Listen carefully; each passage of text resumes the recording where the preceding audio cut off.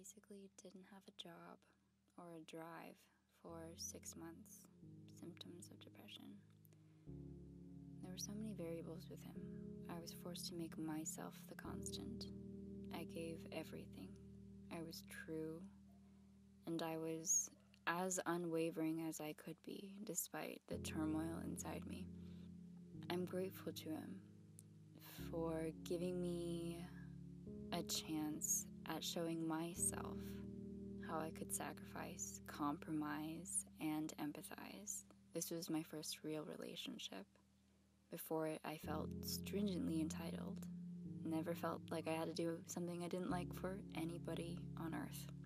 Of course, I've said mean things to him, been furious at him, but I never pretended anything. No manipulation or fakeness. Every word I said was rooted firmly in my true beliefs, emotions. Thus, every reaction stemmed from care. The opposite could be said for the other party. I was smart enough to know the way he handled that relationship was well outside of normalcy. He was predictably unpredictable. One day he'd bring donuts to my door with love notes. The next he'd verbally harass me, often in front of his peers, and coerce me into sexual acts, even in a business setting. He made me feel that it was a blatant transgression if I ever told anybody anything. I didn't want to be a bad person. I kept my mouth shut. But through everything, one thing stayed constant. He always said I was the only one for him. When he wasn't scolding or lecturing me, he praised my beautiful mind.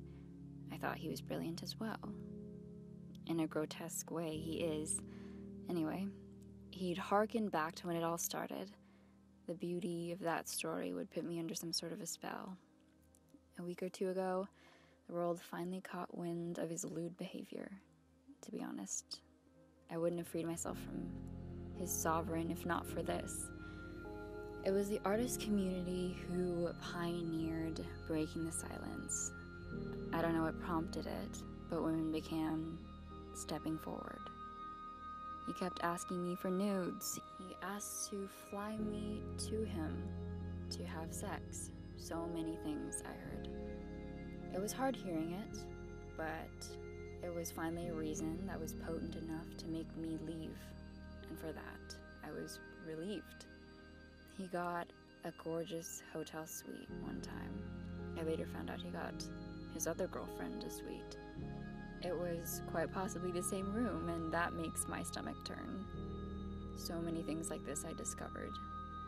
It was disgusting that his friends would pretend to be my friends. Everything was orchestrated just so he could live his double life with 2 women. Always, I wondered how he lived like this. I settled on he has screws loose in his brain. Didn't go further. Didn't need to. Because it's not him that I need to give attention to anymore. Done years worth of that already. It's me who needs the TLC. I remember one night, he'd taken punches at my psyche more times than I could count, but this was the first time he'd been physical. He shoved me. I'm small and flew back several feet onto the tile. I cried. Bawled. But not because of the pain. No, I cried because when I met him, I met a chivalrous man who would never lay a hand on a woman. Though he devolved quickly from chivalrous, I never thought he would cross this particular line. I couldn't believe what he turned into. Turned out he was this monster all along. All the while I was crying, he shushed me. Because a police report from a hotel guest would ruin his career, he said. But yeah, I never once called the police.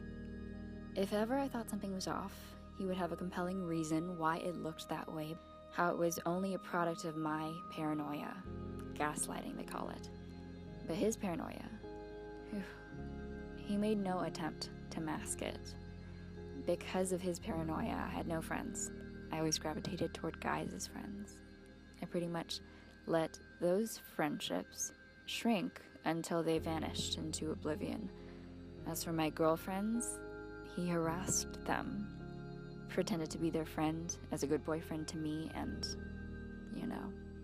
always turned it into something sexual. I found out on a couple occasions, and he promptly swayed an incredulous me into seeing them as the ones who came on to him or something. I cut him off because of their disloyalty. Thought it was appalling. I was too blind to cut him off. I don't know what I would do if the arts didn't exist. I mean, what a suicide net. I dabble a little bit in fine arts and performing arts, but it was writing that drew me to it. It was quite a recent discovery, writing, but I never knew the extent to which it could serve me. I wrote a short piece. It's called Let It Be. It goes, "To love, you must first trust. And for love, I trusted, much more than was deserved. For love, I scrambled to piece together my trust every time you broke it. Now, I see that it keeps regressing to this broken state because it belongs this way. And I think I've already forgiven it. I like to think I'm mindful. Though my mind will wander back to experiences I had to see them through my new lens, I find it much more becoming to look forward. My hope is a little shot, but I'm stable. I'm taking what I learned, the good, the bad, the ugly, and letting it grow me, letting it make me stronger, wiser. A new chapter. I have my whole life ahead of me. I have it all to meet people who share my philosophies and my moral compass.